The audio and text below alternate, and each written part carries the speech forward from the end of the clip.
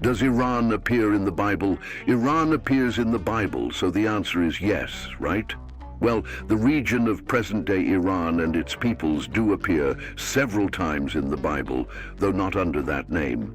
What we now call Iran has had various names throughout history and was once dominated by different empires mentioned in several biblical texts. In the book of Daniel, for example, we read about the Medes originating from the Middle East, in present-day northwest Iran, and the Persians, linked to the region now known as Fars. In the book of Esther, the entire story unfolds within the Persian Empire. In Genesis, Elam is mentioned as the land of the Elamites, a people much older than the Medes and Persians who coexisted with the ancient Sumerians and Akkadians. The Elamites were eventually absorbed into later empires. Beyond these examples, the Old Testament contains several other references to characters and places from the region, but by far the most significant figure is King Cyrus, who played a crucial role in unifying these diverse peoples from the Iranian plateau and surrounding areas to form the famous Persian Empire in the 6th century BCE. This empire would later fall to Alexander the Great, but in the Bible, it appears during its rise. Cyrus is mentioned in the book of Ezra as the ruler who allowed the return of the Jews exiled in Babylon and authorized the reconstruction of the temple in Jerusalem. In the book of Isaiah, this same Persian king receives a remarkable title, God's Anointed, or Messiah. This was a title typically reserved for Israelite kings and high priests. The passage in Isaiah reads, "Thus says Yahweh to his anointed, Cyrus, whom I have taken by the right hand to subdue nations and disarm kings." To understand this extraordinary biblical praise of a foreign king from the region we now call Iran, we need to look at the historical context of the fall of Jerusalem and the destruction of the kingdom of Judah. In 586 BCE, Jerusalem was destroyed by the Babylonian Empire under King Nebuchadnezzar II. The temple was demolished, the royal palace burned, the city walls torn down, and perhaps most significantly, a large portion of Judah's population was deported to Babylon. This marked the beginning of what is known as the Babylonian exile, which lasted about 47 years, depending on how it's counted.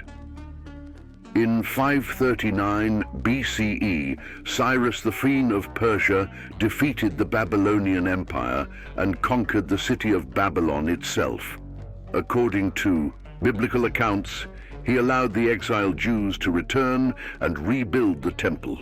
In Ezra, the decree is quoted, "In the first year of Cyrus, king of Persia, to fulfill the word of Yahweh spoken by Jeremiah, Yahweh stirred the spirit of Cyrus, king of Persia, who made a proclamation throughout his kingdom and also put it in writing.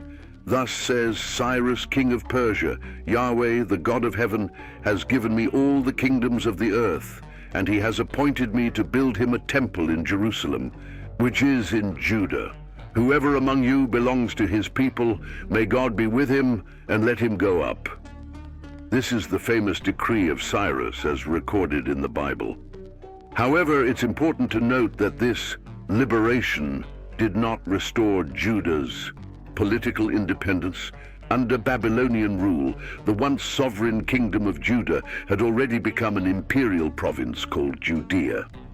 After Cyrus's decree, it remained an imperial province, only now under Persian, not Babylonian rule. So why is this change celebrated as a liberation? The key lies in the Persian imperial policy, which differed significantly from the Babylonians. Rather than deporting populations and destroying temples, the Persians preferred to allow people to remain in their native lands, practice their customs, and worship their gods, provided they paid taxes and acknowledged Persian authority.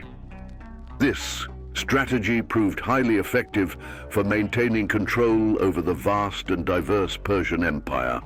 A crucial archaeological artifact that illustrates this policy is the Cyrus cylinder. Discovered in 1879 in modern-day Iraq, ancient Babylon, this clay cylinder dates back to the 6th century BCE and contains a decree by Cyrus authorizing the rebuilding of temples and restoration of previously displaced peoples. The general tone of the Cyrus cylinder aligns with the biblical decree. However, it does not mention Judah specifically. Instead, it focuses on Babylon, portraying Cyrus as chosen by the Babylonian god Marduk to overthrow Nabonidus, the last Babylonian king. The text reads, "Nabonidus desecrated the Marduk cult. He committed daily evil against the city of Marduk, Babylon. The people cried out, and Marduk became terribly angry and left his dwelling. He searched the lands for a righteous king and called the name of Cyrus, king of Anshan." Just like Yahweh anoints Cyrus in the Bible, Marduk does the same. In Babylonian terms, the pattern is strikingly similar. A local king is portrayed as wicked, the local god abandons him, and a foreign liberator, Cyrus, is raised to restore divine order. The cylinder continues, "Marduk, the great lord, took delight in Cyrus's good deeds and righteous heart, and ordered him to march against Babylon." Thus, Marduk is shown to be orchestrating events from behind the scenes, not as a defeated deity, but as the sovereign power enabling Cyrus's conquest. Cyrus is also quoted as saying, "I returned to the sacred cities beyond the Tigris there, gods who had dwelt there, and I established for them permanent sanctuaries. I gathered their inhabitants and returned them to their homes." Here, Cyrus presents himself not as a conqueror, but as a restorer and liberator, a theme strongly echoed in the Bible. In Isaiah, Yahweh says of Cyrus, "I will go before you and level the mountains. I will break down the gates of bronze and cut through bars of iron. I will give you hidden treasures so that you may know I am Yahweh who calls you by name, the God of Israel." Both texts portray Cyrus as a divine instrument, chosen by the local god to enact justice and renewal. In Persian politics, this approach allowed the empire to maintain control without harsh suppression, instead framing Persian rule as divinely ordained and locally endorsed. So in Judah, Cyrus is Yahweh's anointed. In Babylon, he is Marduk's chosen. Each message was adapted to its context strategically. In my view, this is a fascinating example of the political use of religion in the ancient Near East. If you want to read the full text of the Cyrus cylinder, I'll leave the link in the video description, along with academic references for those who want to dive deeper.